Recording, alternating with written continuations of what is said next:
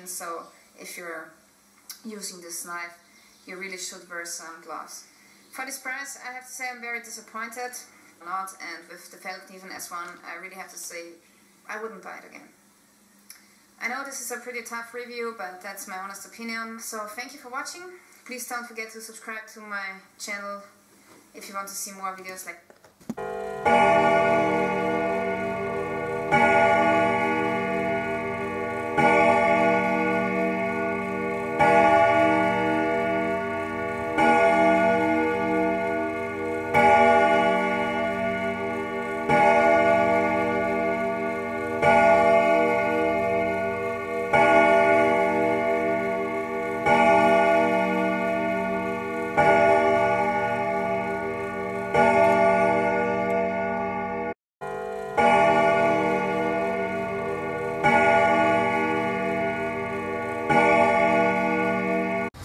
I'm just kidding.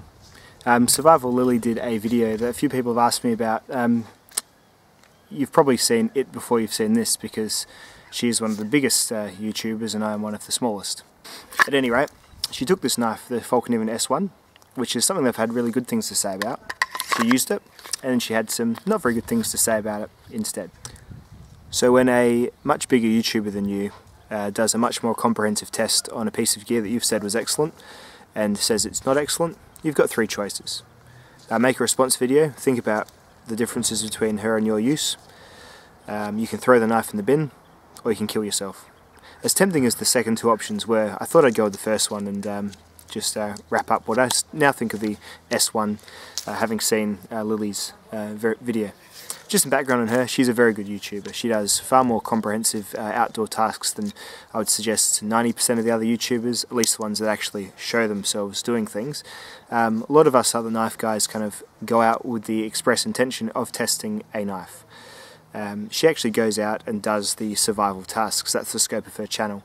So in my opinion, she's probably a much more credible source on what is actually a good survival knife, which is something that's going to be doing the really hard work, abusive kind of tasks. Than a lot of other people that you'll probably see, myself included. Absolutely, myself included. However, the Fallkniven S1, I think my most recent video on it suggested that it is one of the best, if not the best, general use knife, or knife in general. I had this and I had the Bark River Bravo 1 LT. I actually sold the Bravo 1 and kept this one. Lillys was completely beaten up in her testing on a tropical island nonetheless. She did all sorts of really hard use tasks to it, and it let her down. It did the VG10 steel chipped out, the tip did come off. This probably isn't the strongest tip model of the Fallknivens, but that's what happened to her. It's her story and it is all true, I suggest. My use with this particularly is a camp knife, and a knife that I take when I go walking.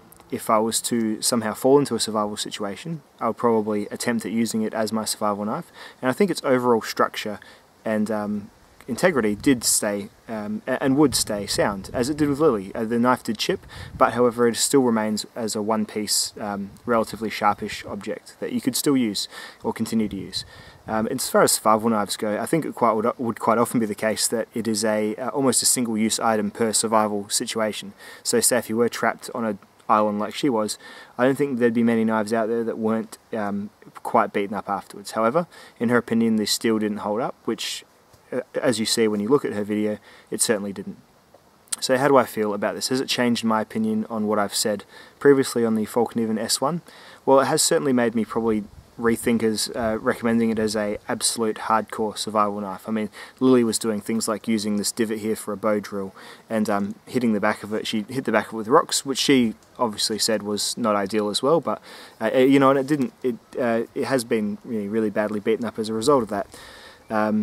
However, I think if you're looking at the use of 95% of other fixed blade knife users, which is probably going to be hunting, camping, and the tasks that are involved with that, so meat prep, food prep, light firewood prep, some log splitting, this knife is still excellent. However, I think there is definitely something to take away from Lillys' views, that we very rarely truly hard use our stuff, even us gear reviewers, and now that she has, I think it would be a really welcome addition to the fixed blade knife dialogue to see her proposed bunch of tests that she's going to do, treating the knives in the same way she treated her S1. I think that would be really interesting. But overall, I still love mine, and I still highly suggest picking it up if you are after a all-around great fixed blade. What would I suggest Lilly tried next? I would suggest something like the Cold Steel Ultimate Hunter, is it Master Hunter in 3V, perhaps a Bark River knife in 3V, a K-Bar BK7 or BK9, a big 1095 slab-handled beasties, no problems at all. Maybe something from Tops in the 1095 steel itself. The one thing Fallkniven does struggle with recently is they have put their prices up a fair bit on these and on the Pro Series knives and pretty much on everything. So when you do think about the elements involved, it's when you perhaps are going to start looking a little bit harder at what the other options are and what you're actually getting for your money. So that's thinking about VG10 steel. As far as my steel tests go, the Bark River 3V or A2 even will likely hold an edge for a fair bit longer. The sheaths are probably going to start being better for the money that Fallkniven are now asking. So definitely a few things to look into with Fallkniven, but as regard to my S1, no, Lilly's video didn't make me want to throw it away or sell it or anything like that.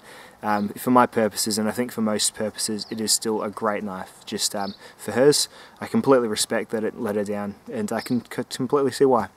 Anyway, that's my opinion on the matter. So I have just been asked a few times. I thought I'll put it to video, and I'll thank you for watching, and I'll see you in the next one. Bye now.